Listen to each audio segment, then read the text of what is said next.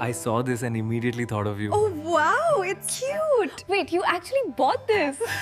Look, guys. My name is Elliot. I'm 29 and I guess you could call me a soft-hearted guy. When I fall in love, it's a slow process, but once I'm in, I'm all in. For the past 3 years, that person for me was Clara. From the outside, we looked like the perfect couple. We had those easy laughs, took spontaneous weekend trips, shared playlists, and made plans that always felt like promises. But you know how it is, a relationship can look perfect on the surface and still have cracks forming in places no one else can see. It all started on a pretty normal Thursday morning. Clara had been really stressed with work lately, just drowning in deadlines and meetings. I wanted to do something, anything really, to remind her that she wasn't alone in it. Months ago, she'd mentioned this tiny artisan shop she adored. They sold hand-painted jewelry, little pastel charms, unique pieces that you just couldn't find anywhere else. I remembered that, so I decided to surprise her. I drove 20 minutes across town, humming along to my playlist, just imagining the look on her face when she saw the bracelet. It had pale pink, lilac, and a soft teal, all her favorite colors. I picked out each charm so carefully, picturing her smile with every choice. I even wrote a little note, "For all the ways you make me feel lucky." Elliot. Leaving the shop with the gift all wrapped up in tissue paper, I felt this warm feeling spread through my chest. It was that anticipation, that pure joy of surprising someone you love. I sent her a quick text. "Heading over." "Can't wait to see you," she replied. "Cool, finishing work. Don't take too long." I didn't think anything of it at the time. When I got to her place, she was curled up on the couch with her headphones in, her face illuminated by her phone screen. She didn't even notice me until I tapped her on the shoulder. She smiled, but it wasn't the smile I had been picturing all morning. It was distant, distracted. It was the smile of someone pretending to be present. "You're early," she said. "I got you something." I held out the little bag. She glanced at it, shrugged, and just said, "Oh, thanks." There was no excitement, no curiosity, no warmth. She just looked right back at her phone. My breath caught in my chest. I tried to keep my voice steady. "I thought you might like it." And that's when I saw her screen, and my heart just stopped. She had already posted a photo online. A photo of the bracelet and my heartfelt note. The caption read, "When your boyfriend thinks a bracelet can fix my mood, lol." I just stared. Her followers were already commenting with laughing emojis. My cheeks started to burn. My stomach twisted into a knot. The humiliation was instant and sharp, not because some strangers were mocking me, but because the woman I loved had invited them to do it. "Clara, what is this?" I whispered. She finally looked up, and there was this smug little smirk on her face. "Just sharing a funny moment. Everyone needs a laugh." "By making fun of me?" I asked, my voice barely above a whisper. "Oh my God, Elliot," she groaned, rolling her eyes.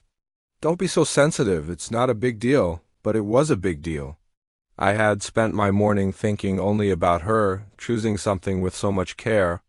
I wasn't expecting applause or a flood of tears, just a simple, shared moment of appreciation. Instead, she turned my love into content. And for the first time since we started dating, I felt something crack, a small, subtle break right in the place where my trust and affection for her lived. I sat down slowly, gripping the bag so tightly the paper crinkled. It wasn't even anger I was feeling. It was the cold, sharp sting of being completely unseen. She just kept scrolling, giggling at the comments, laughing at me. Laughing with thousands of strangers at my effort, my vulnerability, my heart. And that's when the clarity hit me. This wasn't about a bracelet. This wasn't about her stress from work or her just having a bad day. This was about a pattern. A pattern I had been ignoring for way too long, my love being treated like a joke she could just post online and forget about. I walked outside just to get some air, the bracelet still clutched in my hand. And standing there under that quiet afternoon sky, I made a silent decision. I couldn't let this go unspoken. Not anymore. The cool air outside helped a little, but barely. Shame clung to me like a second skin, the kind you can't just peel off. I walked up and down the sidewalk, gripping that little bag until the edges dug into my palm. I just kept replaying everything in my mind, her dismissive "oh, thanks," her laughing at her phone instead of looking at me, her calling my heartfelt gesture content. This wasn't the first time she'd poked fun at me online. It wasn't always this direct, but there were those snarky, subtle posts that couples sometimes make, and I always made excuses for her. That's just her humor. She didn't mean it that way. It's harmless. But today, it proved something I really did unwant to admit to myself. She either did understand the weight of my love, or she did, and she simply didn't value it. I had to call my best friend Max. I didn't want to, but I just needed to hear a voice other than the one screaming in my own head. She posted it, I said, my voice all hoarse. The bracelet. The note, everything, she made it into a joke. Max didn't even hesitate. Elliot, that's not a joke. That's disrespect. Hearing someone else say it, hearing it validated, just hit me so much harder. You know it, Max said gently. She crossed a line. I couldn't answer. I just couldn't find the words. As evening set in, I found myself just driving aimlessly. The streetlights blurred into streaks as my thoughts just swirled and swirled. Was I overreacting? Was this just a part of social media culture that I didn't get? Was I being too emotional? Or had I been making excuses for someone who consistently made me feel small? When I finally got home, I placed the bracelet on my desk. It was beautiful. It was meaningful. It was everything I wanted to give her. But looking at it now, it just felt naive. It was a gift for someone who didn't know how to hold something delicate without mocking it.